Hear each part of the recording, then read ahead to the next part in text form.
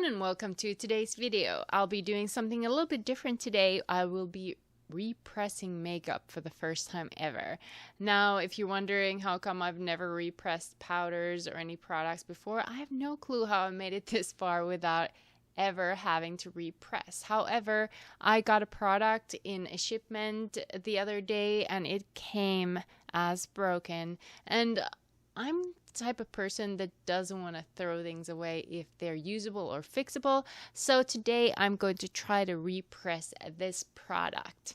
Now the product I'm going to repress today is one of JCat Beauty's Love Struck blusher and bronzers. It's in the shade Pudding Pop, and I already contacted the seller, but unfortunately they didn't have any new ones of this, so they will just refund me and I get to keep the broken one. So that's another reason why I want to repress this, because I would like to have this product and it was out of stock, so I'm going to see if I can make it usable. Just for comparison's sake, here is one of those Love Struck blusher and bronzers as a whole. There is a little cap picture that unfortunately is gone from this, but this is what they would look like if they're not broken. Now the items I'm going to use for today's repressing is one eyeshadow brush. I'm mainly using the bottom of it to break any clumps in there. Then I have some rubbing alcohol. This is just a generic one. I'm going to use it a little bit in the product. And then I have some paper towels to use to repress the product. So if you're interested in seeing if I'm successful with this repressing attempt or not, keep on watching. So the first thing I'm going to do is see if there are any bigger pieces in this product that need to be broken down. And because I am extremely messy person, I am a clumsy one, I'm going to put a paper towel underneath to make sure that I'm not going to make an even bigger mess than it already is. But let's get into breaking down the product.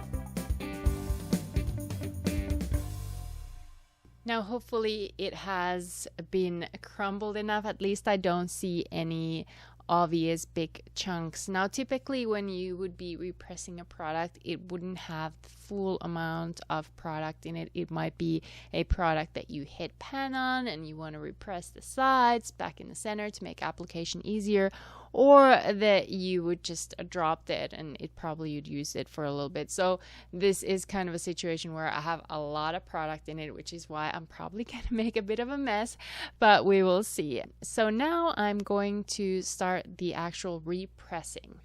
And for that, I'm going to use a little bit of this rubbing alcohol. We'll see, I'll pour some. Like I said, it's my first time, so hopefully I'm not overdoing it. We'll see. I put a little bit of it, and then I'm going to take a paper towel and just press it with my fingers.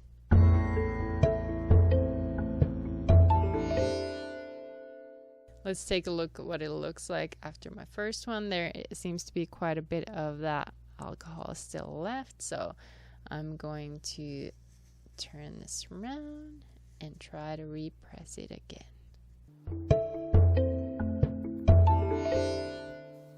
Still there's quite a bit of that rubbing alcohol. I'm going to press the sides just to make sure it doesn't crumble perhaps as easy. And then I'm going to wait for it to dry and we'll see if it's usable after that, or if I need to do this all over again. So I'll check with you guys in a little bit. Now I've let it sit for a little bit and nothing much has happened, so I feel like I'm going to mix it again and repress it, because I feel like maybe the alcohol didn't kind of go everywhere, the rubbing alcohol.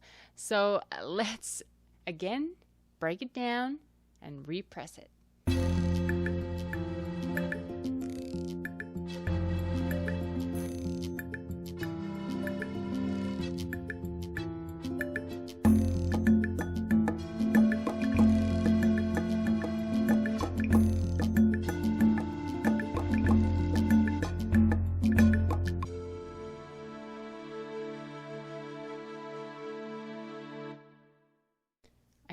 I'm going to add just a little bit more rubbing alcohol. I don't think it was quite as wet as I'd liked it to be.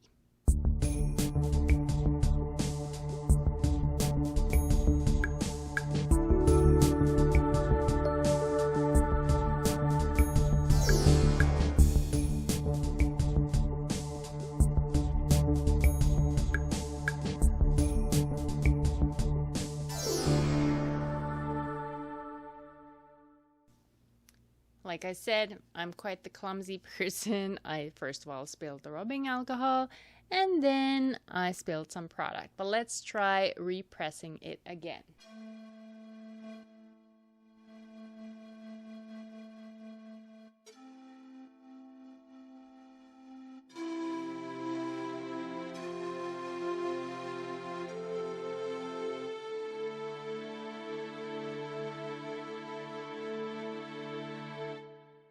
I feel like it looks a lot better now that I did mix it a little bit. Now I'm really going to try to see if it dries a little bit and if it looks any better. This just might be the super crumbly type of product where repressing might be a little bit difficult, or it could just be me. This is my first time doing this, so I shouldn't be that hard on myself, but we'll let it dry and then we'll find out.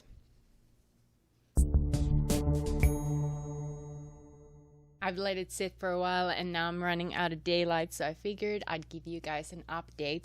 So I'm going to do a little swiping here. I see that it's still a little bit crumbly, but I guess I can get a little bit of a blush shade from it. So I'm going to see how this works. I'm going to put it into use and I'll update you guys in the description box how this my first makeup pressing worked out. But like I said, this product arrived to me broken, so I had to do something to it if I wanted to use it since it was out of stock otherwise. So we'll see how this works.